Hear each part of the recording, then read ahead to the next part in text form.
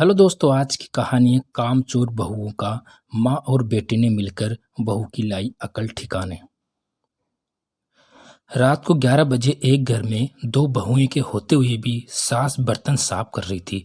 तभी बर्तनों की आवाज से परेशान होकर बड़ी बहू ने अपने पति से कहा कि जाओ अपनी माँ को मना करो कि इतनी रात को बर्तनों को साफ ना करे। रोज रोज तुम्हारी माँ की वजह से हमारी नींद खराब होती है। साथ ही रोज सुबह तुम्हारी माँ सुबह 5 बजे ही उठ जाती है, फिर पूजा पाठ करना शुरू करके हमारी नींद खराब करती है।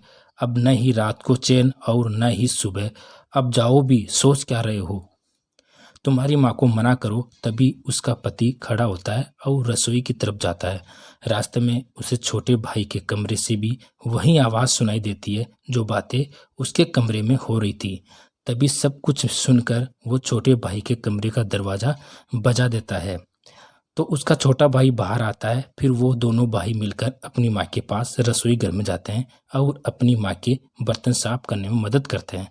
उनकी माँ उन्हें बर्तन साफ करने से मना करती है, पर बेटे अपनी माँ से बहुत प्यार करते थे। उन्होंने कहा कि माँ आप आराम कर लीजिए, हम धो लेंगे बर्तन। तब उनकी माँ ने कहा कि बेटा, इससे अच्छा तो तुम ये सब काम करने के लिए अपनी पत्नियों से भी कह सकते थे, मगर वो तो बस पूरा दिन टीवी और मोबाइल ही देखती रहती है। तुम उनसे कुछ कहते क्यों नहीं? तब उनका बड़ा बेटा बोला कि माँ, एक सच्चा इंसान वही है जो बिना बोले ही सब कुछ समझ जाए और अपनी सास के काम में हाथ बटाए। हम उनसे बार बार काम के लिए नहीं कहेंगे, क्योंकि दो बातें सुनकर काम करने वाले इंसान नहीं, जानवर होते हैं। आपने हमारी शादी करवाई और हमने कर ली, मगर माँ, आपने ही तो कहा था कि माँ को माँ की जगह मानो और पत्नी को पत्नी की जगह। और रही बात घर का काम करने की, तो एक दिन हमारी पत्नियां सारा काम बिना बोले ही जरूर करेगी।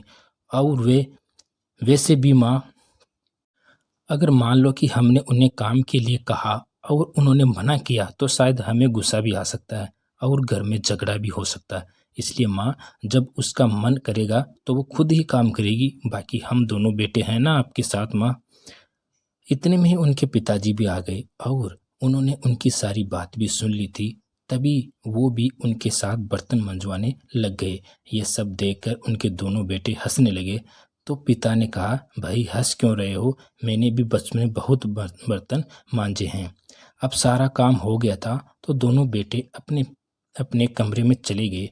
तब उनकी पत्नी ने पूछा कि तुम्हें इतनी देर कैसे लगी?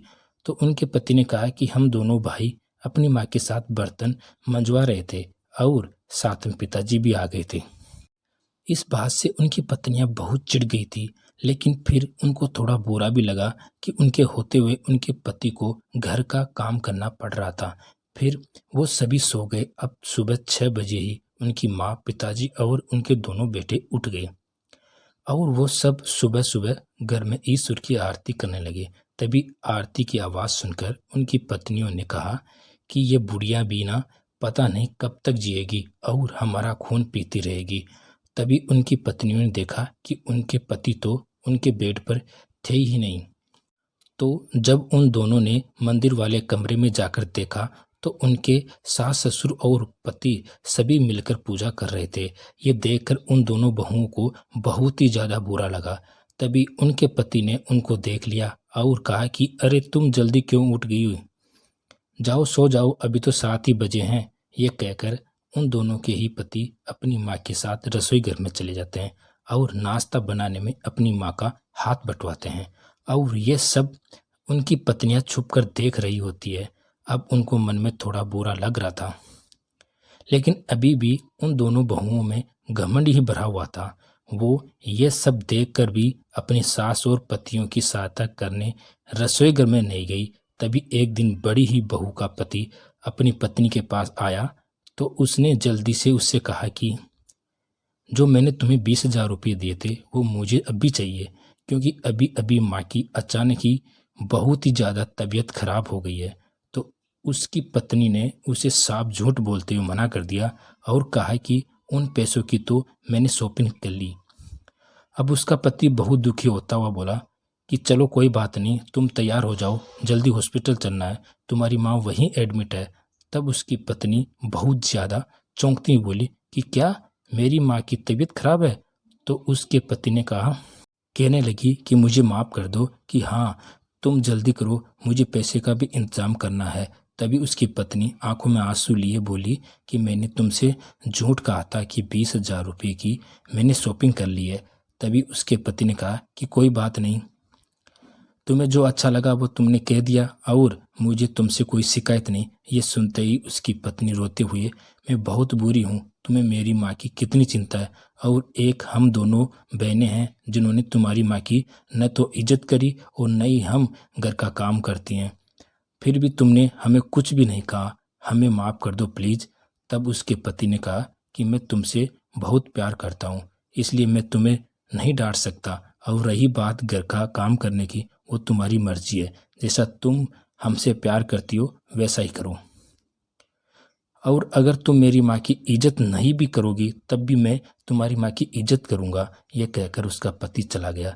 तभी उसकी छोटी बहन भी आ जाती है और दोनों बहनें मिलकर बहुत ही रोती है और बहुत पछताती भी है।